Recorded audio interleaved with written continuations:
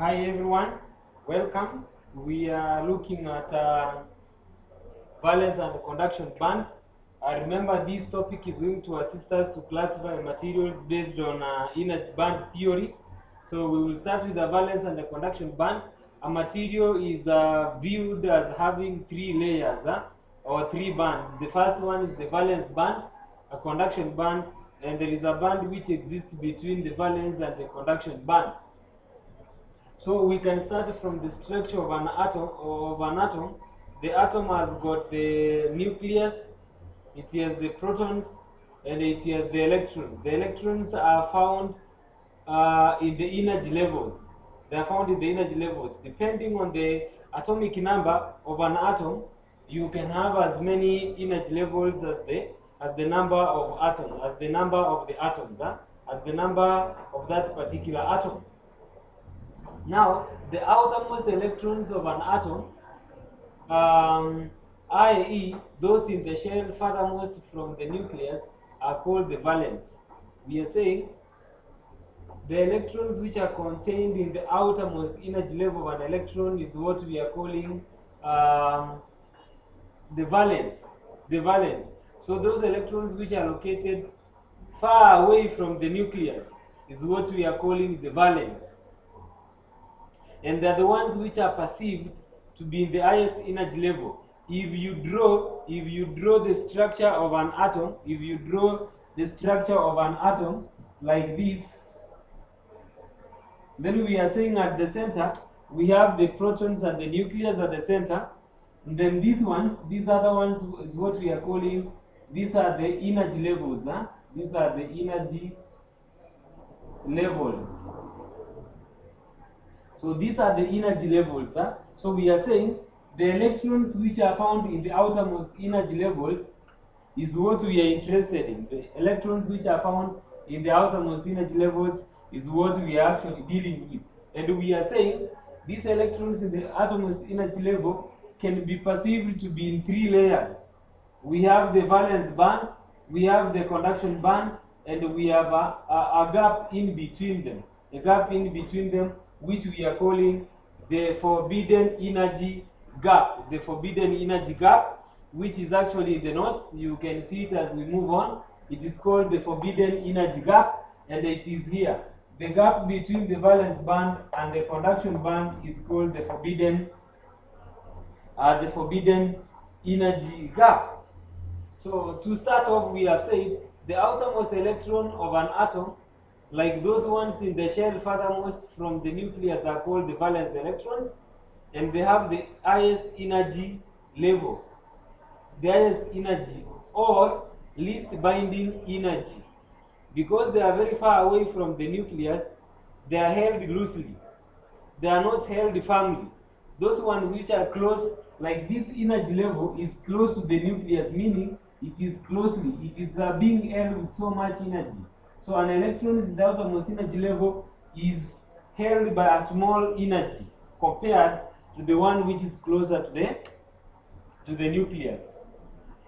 The next point, the outermost electrons are most affected when a number of atoms are brought close together, as during the formation of a solid. When you bring atoms close together, the electrons in the outermost energy level are the one which are actually involved in forming bonds, are the one which is actually involved in bond formation. That is where we are saying the outermost electrons are the most affected. The band of energy occupied by the valence electrons is called the valence band. It is the highest occupied band. It may be completely filled or partially filled with electrons. The next band is called the conduction band and may be empty or partially filled with electrons. In conduction band, electrons can move freely, hence are known as conduction electrons. The gap between the valence band and the conduction band is called forbidden energy gap. So if you look at the diagram, this diagram, basically we are saying the outermost energy level can be divided into three parts. The first part is the conduction band, which is the highest. Then we have the energy gap. Then number 3, we have the valence band. The energy gap is the gap literally existing between the two bands, the conduction band and the valence band. We have also said a very key point here, that a conduction band, the valence band, because we have said the band of energy occupied by the valence band electron is called the valence band. The valence band may be completely filled or partially filled with electrons. So at no given point will you say the valence band is empty.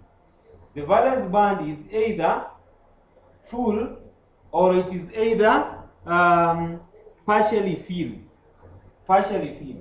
The next thing we will look at is the next thing that we shall look at is the conduction band. The conduction band can be either partially filled or empty. It can either be empty, it can either be partially filled. So we cannot say it is fully filled. At no given point will you say the conduction band is fully filled. But we say it is either partially filled or empty. Very important points that you need to know. Another interesting point that you need to know is electrons flow freely in the conduction band. Holes flow in the valence band. So we are saying what we expect to be flowing here are the holes. This other side we expect electrons to be flowing. This is the valence band, this is the conduction band, this is the valence band. Why do we say holes are flowing here? The reason is very simple. When you apply heat energy or at room temperature, we have said electrons reside in the valence band. Electrons are found in the valence band. So whenever you increase the temperature of an electron, whenever you increase temperature of a semiconductor, electrons which are residing, electrons which are found in the valence band will gain that energy, will gain that kinetic energy. This kinetic energy will enable them to cross the junction, to cross the forbidden energy gap to the conduction band. Meaning once these electrons get energy, they will jump to the conduction band.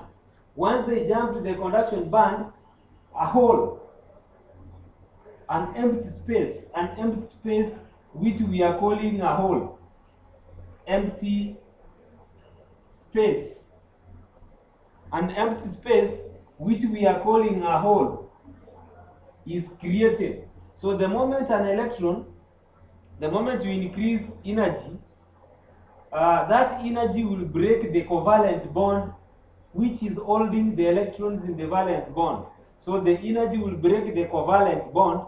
Once the covalent bond has been broken, electrons will be released. These electrons will gain that energy again to jump to the conduction band.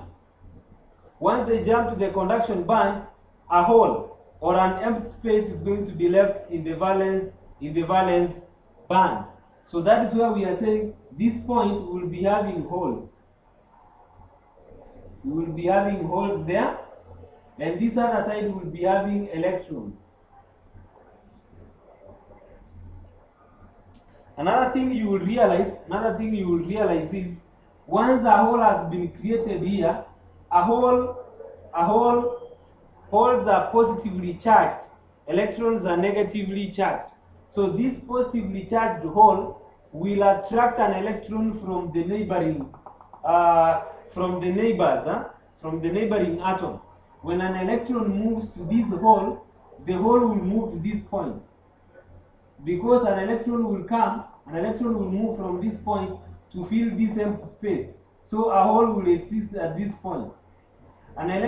This hole will again attract another electron. So an electron will jump from this point to fill this hole. A hole will be left here. So at the end of the day, you will be like holes are moving in this direction. Because we had a hole here, an electron jumps into this one, a hole shifts to this position. Once a hole shifts to this position, and another electron from the neighbor will jump, the hole will shift to the other point. So it's like the holes will be jumping towards the right hand side. That is why we are saying holes will be flowing in the valence band. Like we have also said, once the electron gain energy, they will jump to the conduction band, meaning the conduction band will be having free electrons. These free electrons will be moving freely in the conduction band. One very important point you need to know is a material will conduct electricity if it has electrons in the valence band. Sorry, if it has electrons in the conduction band. If a material has electrons in the valence band, but these electrons cannot move to the conduction band, then that material is a poor conductor of electricity.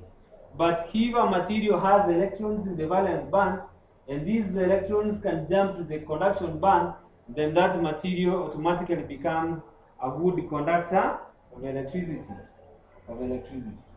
That is it for now.